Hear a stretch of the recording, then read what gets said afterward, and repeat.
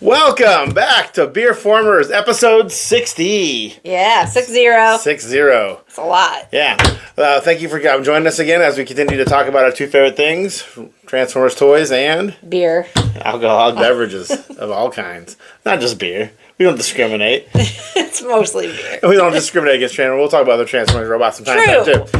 All right, so for our 60th episode here, I decided to talk about a toy that happens to be the first female Transformer ever produced. Girl power. I'm so excited.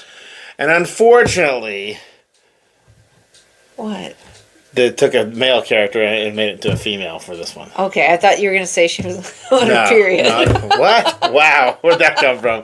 What would that be like for a Transformer? We don't know. No. We're here to talk about the big topics there today. would Right? probably be in her All right. So the very first female Transformer ever introduced in media, okay, that from my recollection was Chromia on the Generation 1 cartoon in the episode The Search for Alpha Trion, right? They introduced a squad of female Autobots on the planet Cybertron running a guerrilla war, led by Elita 1, who was like the female Autobot counterpart of Optimus Prime, and they were a couple, right? Elita 1, Optimus Prime, right? And eventually you learned that the Elita 1's backstory and origin is similar to Optimus Prime's because they knew each other before they were Elita 1 and Optimus Prime. They got damaged in the early days of the war and rebuilt and blah, blah, blah. Oh, so it's a star-crossed It's a star-crossed romance. thing. And all the female Autobots had a male counterpart that they how'd that work? They get back together with again in that episode. Like, so like Chromie and Ironhide were a couple, and Firestar and Inferno were a couple, and blah, blah, blah. But they never produced any figures of those until more recently, within the last 10 years or so. Right? Do they do them in sets? No. That would be cool if they put the figures together in sets in a box and they were kissing in the box. Yeah, if you want to make a Valentine's thing. Which brings up Kiss players. Look that up sometime if you want to see something really disturbing. But that's from Japanese. But that's not why we're here. Okay, that's not why we're here. All right. So then flash forward a couple years, then we get the Transformers movie, and you get the character RC introduced, who's one of the female Autobots. And that's the one I think of. Yeah. I think of a female. And she became probably the most visible female Autobot that existed during the Generation 1 years. Was that because of the movie? Yeah, probably because of the movie. And she was a major player in the entire third season of the Transformers cartoon. Oh, the one on TV? Yeah, the one on TV. Okay. And a subsequent fourth season, which is only 4 episodes long. But anyway. But the original ones, Elita 1 and Firestar and Chromie and Moonracer and all these other people that were introduced in that episode of the original G1 cartoon, kind of not really heard from again. Again, up until fairly recently, finally started getting some love and getting some toys produced. Sounds like the patriarchy. So again, RC came out next. It was pretty popular. But the prevailing wisdom back in the day was that these are boys' toys. They're not going to buy a girl figure. And I guess I would love to see the specs on how Teela did for the He-Man show, but whatever. Yeah, that sounds like an assumption. They made a figure of her, and and it seemed to do okay as far as I recollect. But because as far as I know, most young boys would enjoy the female holding a Teela in their hand. So none of the original female Autobots got toys back in the day. RC had plans to make a toy. They had plans to taking a Blur figure and kind of changing it a little bit and turning it to an RC. But didn't they? Got scrapped. Okay, and then recently, within the last couple years, they finally put out. They have this line of Transformers that are coming out now, kind of slowly over time, called Missing Links, where they take an existing figure from the Generation 1 days and make it more articulated. And so for that line, they took the plans and the idea for the original RC toy and finally made it. Okay, but didn't we find an RC toy at a BotCon? What am I thinking of? Well, okay, so in subsequent years, RC has had toys produced, but never not back a G1. Not a Generation 1 toy. Got it. So there is a Generation 1 RC toy now that is out as we speak. Okay. You can acquire, but that did not come out during the day. Then, flash forward into the Japanese continuity years, right? Mm-hmm. All right, and the cartoon called Super God Master Force, where there were Headmaster Juniors, which were basically they were like humans. They tended to be like children, basically. That ran the robots. That got wrapped into the war with the Autobots and Decepticons. And they got turned into Headmaster. They could transform into a head of a larger figure. And much like the idea, we've talked about this before in previous episodes, but in America, the concept for Headmasters was that there was an alien or a humanoid, or whatever like that. Or apparently a child. That could transform into a head that would attach to a larger body, okay?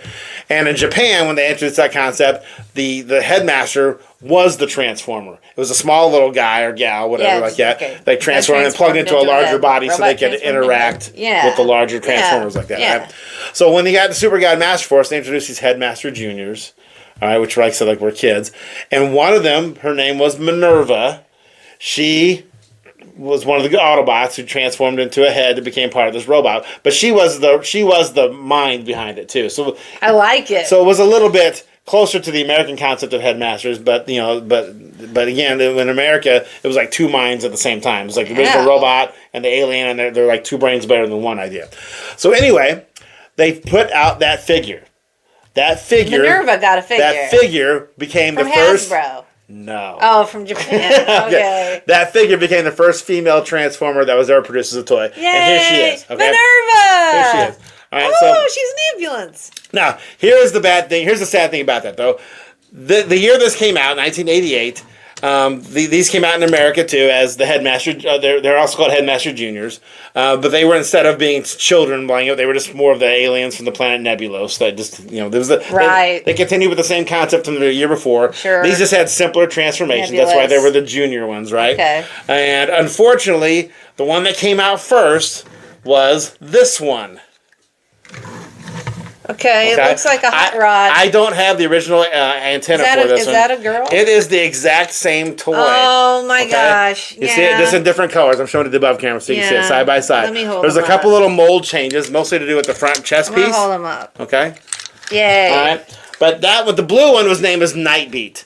And Nightbeat is a pretty popular transformer by my understanding. I would have given mostly him a because name. of the European Marvel comic book. They used him a lot. Yeah. His function is a detective. So he's a private eye transformer. He's kind of the closest thing that Transformers got to Batman, since he likes to solve crimes and stuff, right? I would have named him Spade. This one came out in America first. The Japanese took the toy, changed this little thing here on the front of it. Notice it's like a red cross thing on this one, on Minerva there. Whereas on Nightbeat here, it's just like a triangle or something like that, right? Yeah, and these flip down to show the tech specs of the robot. Oh, they're right there. Like a readout on it. Mine's a little tight here, so there it is on that one. This one doesn't have that one, but anyway.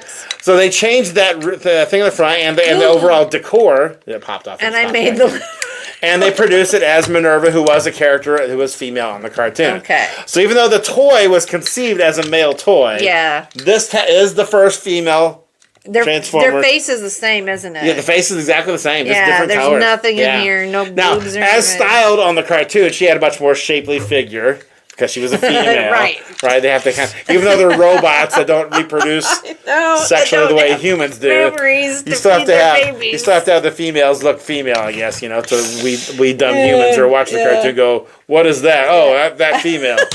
But anyway, there she is. So that's it, Minerva. And what's funny about this is that there's a language difference, obviously, between the Japanese and the Americans. Sure. And due to the way that language works in different ways, there are certain sound combinations that exist in different languages. That we don't have. And when you grow up with your language, you literally learn to cue into certain sound things and you kind of exclude other ones.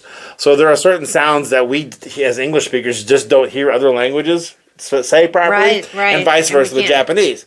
And one of those happens to be like a VB thing. The Japanese don't hear a difference between a V and a B like we do in English.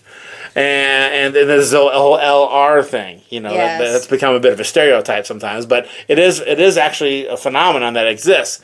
So when her toy came out, they would, everything was written in Japanese on there, right? But they still had a little bit of English on there, just for the odd chance that someone of English speaking whatever would see it. I'm not sure why they did that, actually, other than that. Yeah. Because these toys weren't sold mostly outside of Japan. Right. Other than from the American markets. I don't know. But her name on the box was Minerva. Oh, yeah. So Minerva, R-L, BV. Yeah. So Minerva was what her name was for a while. But when you heard the actual cartoon being spoken, when they're talking to Minerva. Yeah. And Minerva was like a goddess in Roman. I was just going to ask. That sounds very. And so Roman. you can tell by her Red Cross symbols here that she's supposed to be some sort of rescue vehicle. So we'll go ahead and I took the weapons Do up I for get you. to You want to remove the helmet. Okay, because that's the headmaster, right? Yeah, well, the helmet comes off first. These Headmaster Juniors have that as an extra thing. Okay. So the helmet becomes the chair that they'll set inside the car. Oh, cool. And here we go. Provides extra armor for them.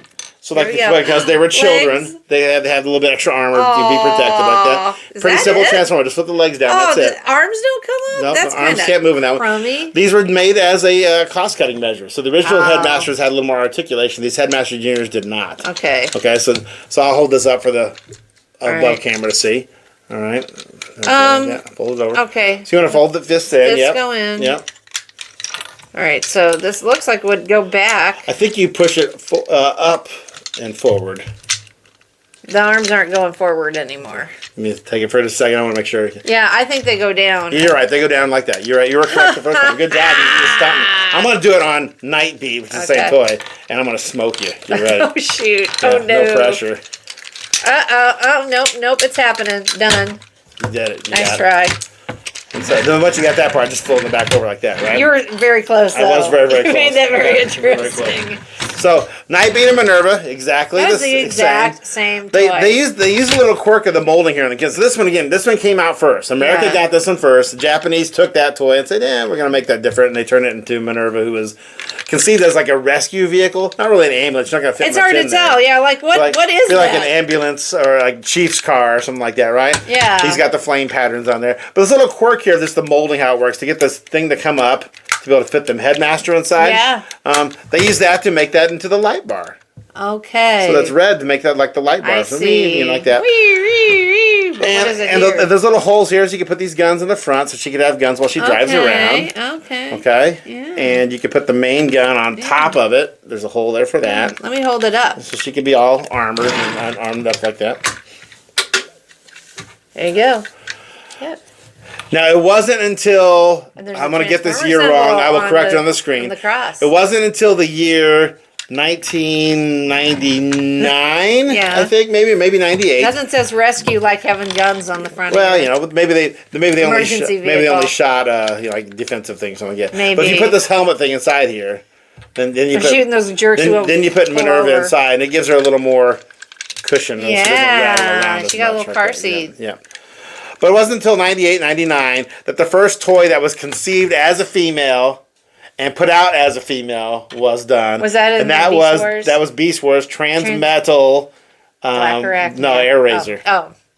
Wasn't Black Arachnia? Black Arachnia was conceived as a female for the cartoon. Okay. The toy was just a repaint of Tarantulas, which was a male. Okay. Ew. Air Razor, when she came out, her toy was not conceived as a male. It doesn't even necessarily say that on the tech spec, but the people who did the show said, let's make a female Maximal, and so they did. And so the subsequent versions of Air Razor, which is the Transmetal version, was actually designed to be female. It had female characteristics, and lips so and things like that. That was the first female Transformer to be conceived as female. So even though this is the first female Transformer toy ever put out, for wide distribution, thanks, Ronan. It was not conceived as a female toy when it came out. Here's the important question. What kind of pickup line would you deliver in order to secure a date? We were at a BotCon convention, and they had a contest for the best pickup line for Black Arachnia. And I remember my wife here walking around, and they announced it over the PA, and she goes, "Oh my God," or something to that effect. I said they might as well give us my huge nerd T-shirts to everyone as we walk in the door. And what is wrong with that?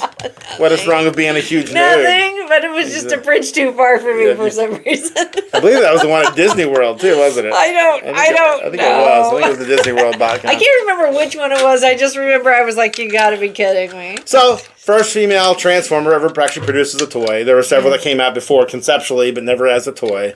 Minerva, and she's a Japanese exclusive, so it's kind of hard to come by. How'd you get her? Like eBay? Yeah. eBay was this one wasn't a BotCon. Yep. I think mine actually is a knockoff that I had to do a little bit of painting on it to make it match. She's in good shape, but she's all plastic. The Koreans put it out, but it had like some green parts on it. So so I had to check the North Koreans or the South Koreans? Pretty sure it was South.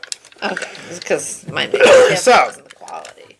So the first female Transformer, in honor of, I don't know, Mother's Day is coming up fairly soon, but there you go. I don't think Minerva was actually a mother, but her story arc ends in the Master Force cartoon by all these Transformers that were basically controlled by humans. Yeah. Were mindless. The humans controlled them. They basically get their minds copied and granted life of their own. So the humans stay behind, and the Autobots and Decepticons who were granted new life. Since they don't have anatomy, I guess gender is a construct for Transformers if they can decide which gender they want to be. And it depends on which kind you talk about the explanation for why that is. The one I like the best is the one that was presented, I think, in the cartoon, where there are parts that I don't like, but overall I like this idea, where the Autobots and Decepticons were consumer products built by the Quintessons. Yeah. And so the Autobots, who were non-combatants, were supposed to be like domestic things. So you had some that were female, I guess, to help whoever they were selling them to with things, and males, but the Decepticons were conceived as military stuff. Okay. So we were still stereotyping. Yeah, the first female Decepticon ever put out was never put out as a toy.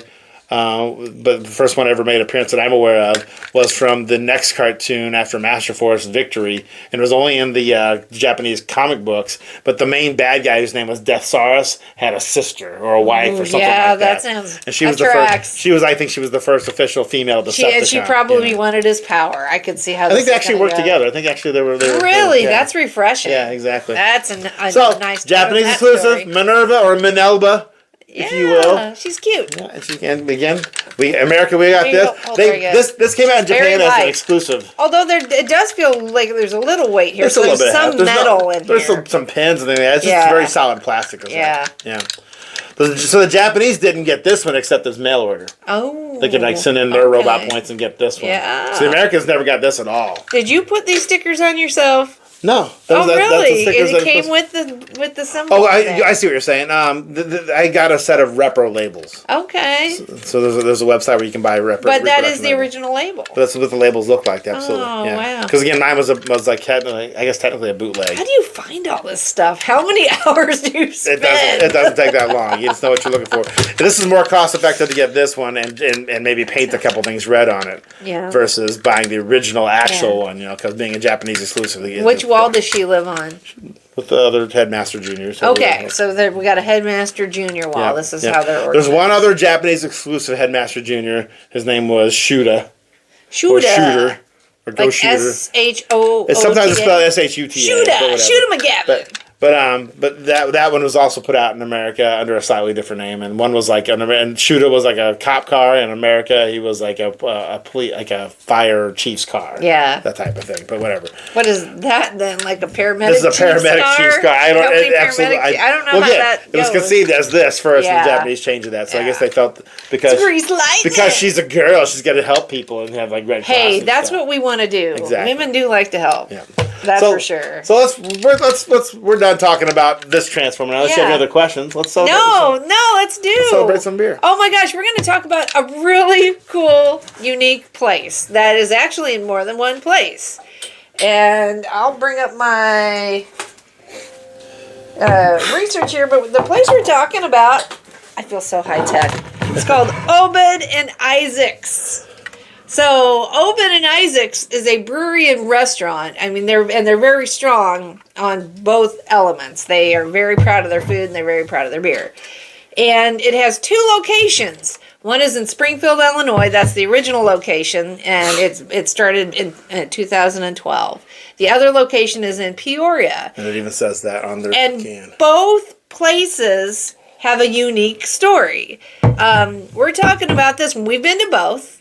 We most recently went back to the space that's in Springfield, Illinois. Mm-hmm. And the Obed and Isaac's in Springfield, Illinois is a block away from the Capitol. You can see the Capitol from it. So it's in downtown. It's like if you go to visit Springfield, Illinois, there's all the stuff that's dedicated to President Lincoln, including his house that he lived in Springfield, Illinois. It's part of it's run by the National Park Service. It is like within walking distance of that building. So Lincoln's home in Springfield is like across the street. So so if you go to do all of the historic Lincoln-related things in Springfield, this is a great place to have lunch or dinner. Yes. And they're seating inside, they're seating outside.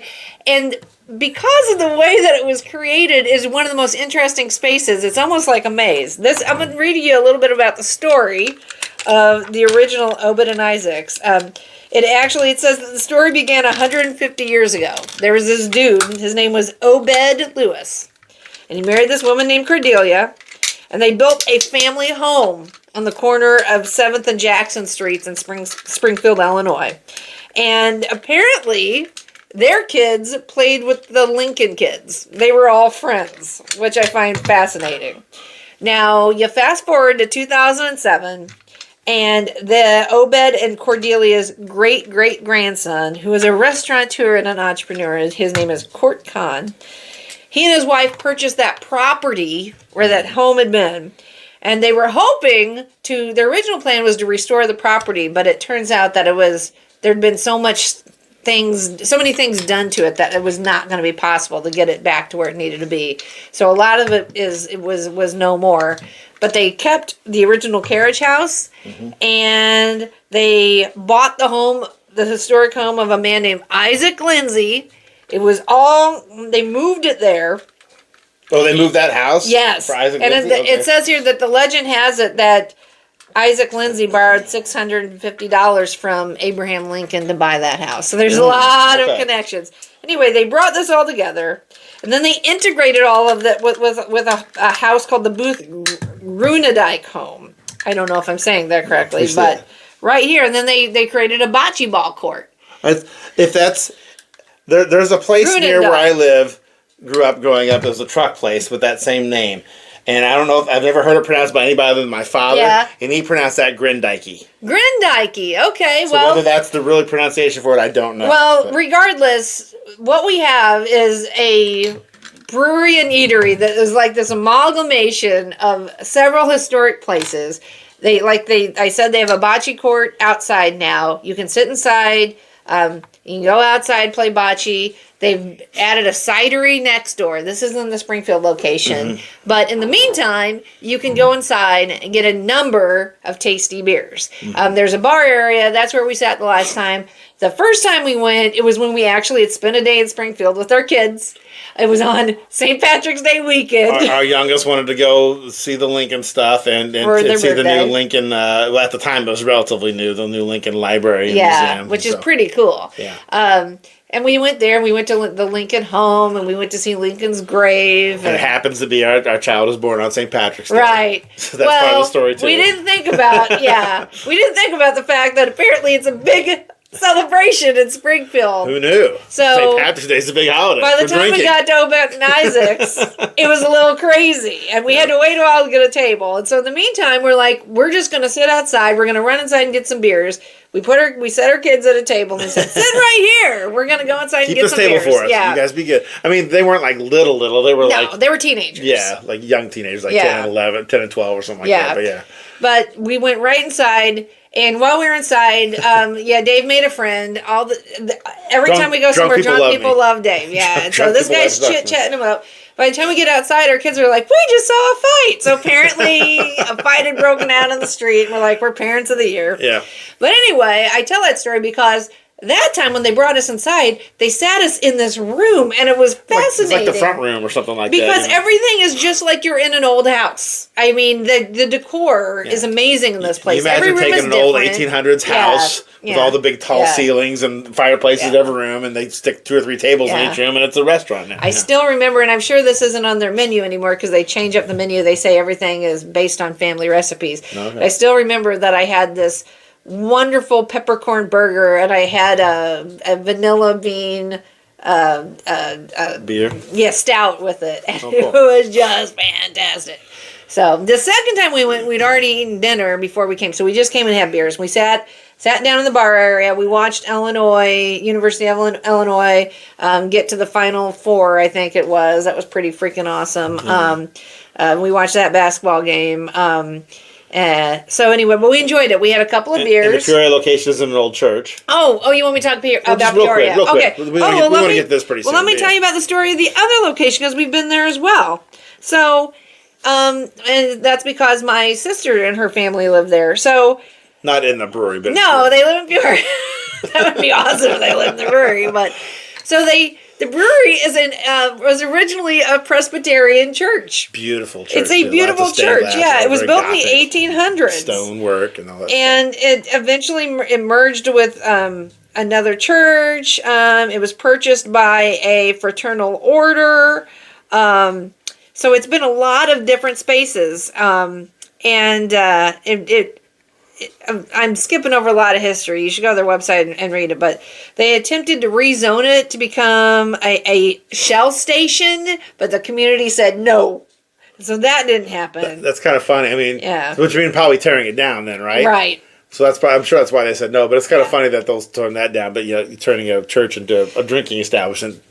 I know, but if so, for years it was a lot of different venues. It has a dance studio and we've been to several places like that where they're taking a church to a drinking establishment. So they're always pretty cool. In 2015, the same family that created the Obed and Isaacs in Springfield thought this would be perfect for a second location, and it is. I mean, the bar itself is there's stained glass everywhere. It also has an outdoor area. Highly recommend stopping by there if you're in Peoria. Yeah. But let's talk about the important thing, which is, the food. First of all, the food's great. I won't go into the menu because I think it's going to be different every time you go there, but you won't be disappointed. But the beer. Let's talk about the beer. Let me see if I can find a beer menu here, see if we can remember what we had when we were there. Oh my gosh, we had like 2 or 3, but Yeah.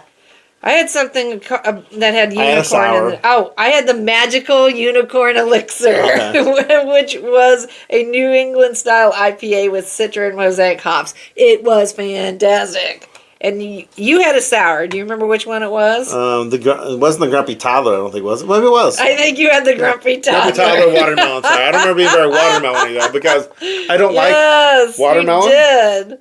And I especially don't like fake watermelon, which usually they're not adding real watermelon to it. So this didn't taste very watermelon. It was good. I liked it. No, it was good. And then I had a Ditzy Blonde. It was a blonde ale.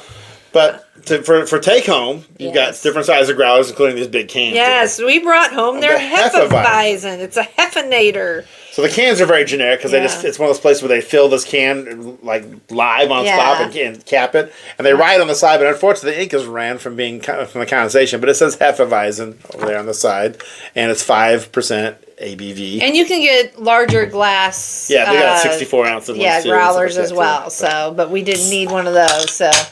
I love it says on their can, eat well and drink better. Eat well and drink better beer. But their service was great. They were very attentive and they were so busy. So at least both times that we've come there. It's definitely a destination. It feels like lots of people like to go there. Yeah. And just these spaces alone are neat to see because it's not just a storefront. I mean, they've actually taken beautiful spaces and recreate. And I don't know where they brew the beer in Peoria, but they definitely brew in the carriage house in Springfield. Which is between their cidery and the main Obed and Isaacs there in Springfield. So we didn't get to go to the cidery. It wasn't open yet. No. They opened, I think, but it's probably open by now. It probably is. Yeah. We went late March. So now we're in April of 2026. Yes. I'm going to read you about what it says here about the Hefenator Hefeweizen. It's 5.4% ABV. Hefenator. Our take on a German-style Hefeweizen. This style of beer is wildly known for its notes of banana, clove, vanilla, and subtle spiciness. Our Hefenator firmly adheres to that palette of flavor. So let's see. Do you smell some banana? It's colored. Oh, it's slightly hazy. Not too bad. Dave, smell it. You smell that banana. Yep. And then you see the spiciness of the cloves and nutmeg. Yep, you're right. It comes later. Oh. So, if you like Belgians, which I do, they're known for that kind of banana quality. This is perfect. This kind of starts off like that, but being only 5% alcohol, it's definitely not a Belgian in the strictest sense. It's definitely Hefeweizen. But it has all that flavor. Holy cow! But still a little meaty at the end. I'm getting a little bit of wheat at the end too, especially after you've finished your swallow of the beer for a little bit and you've let a few seconds go by. You finally start getting the wheat. And nice head on it. Oh, that's a good beer. Very nice. Oh. We didn't have this that night. No, we wanted to wait and see. We wanted to be surprised. Trying it live with you. Do it live. BeerFormers. Yeah. But anyway, what would you say is your favorite thing about Obed and Isaac's? I just think the atmosphere is really cool. Yeah. Because again, it's an old building. Yeah. You'll see the pictures when I put them up on the screen. But it's an really old, cool old building. The part we sat in the second time was definitely like the bar area, which is like the back of the house. So I'm betting that's where you come in. That's probably the kitchen back in the day, although it's not the kitchen now. Yeah. But those old buildings kind of worked and stuff. And the outside area is nice. And again, they got that bocce area that you mentioned and stuff between the two buildings now. So this is very, very cool. Yeah. Although I want to go back to the Peoria one and go to that church again. Let's see what that's like. Yeah. So I would say, this is a case where this is less of a passion project of like a home brewer that became a brewery. This family is professional restaurateurs. They have numerous eateries and bars that are part of their group. But I think that's, adds a different element to the table because everything is about hospitality and presentation. And what's great about this place is the beer is really good. I don't know who the brewmaster is. No. But everything about the overall experience is fun. Like, if you go to Springfield, you got to go to Obed and Isaac's, in my opinion. Well, and one of the things that sometimes, unfortunately, happens when you get owned by a big conglomerate is that sometimes, it's just all about cog in the machine, putting this out. I don't know, but I get the feeling that either these guys just really care about what they do, or they're not that big yet. Yeah. No, that's they everything they have is in that central region of Illinois. That all their businesses are right there. But it's not like InBev bought Obed and Isaac's or something. I definitely want to go back to the space in Peoria since we've only been there one time. But I gotta say I love the history because I'm a Lincoln buff, being an Illinois girl.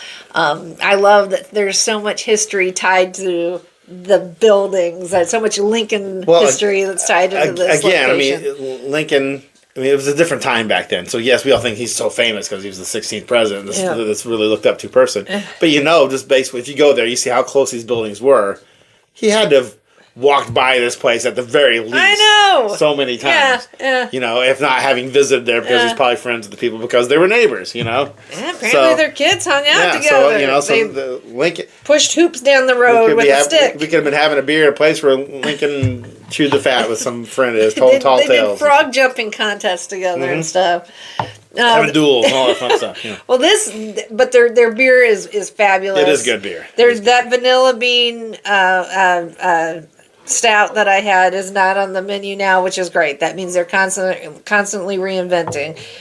Some of the things that are on their menu right now, and again, I don't know if it's different beers in Peoria either. That's a great question. I mean, I almost feel like we need to go another trip to Peoria just so we can find out. But they had here's some stuff on their menu right now: strawberry blonde ale, upside coffee brown ale, Mother Road APA, Isaac's IPA, blueberry dreamsicle seltzer, upside coffee, and the magical unicorn elixir, which was magical. It was very hazy and very rich and very good. It was everything I was hoping it would be. As far as we can tell, the only way you can take beer home is through their growler system, though, right? They don't do cans or bottles. No, they do not distribute. Everything is on site. So you have to go to either the two locations if you want to get beer like we did to take home. But it's worth it. And I don't know how pet friendly they are because we haven't been outside. No pets inside though, because again, it's a restaurant. It's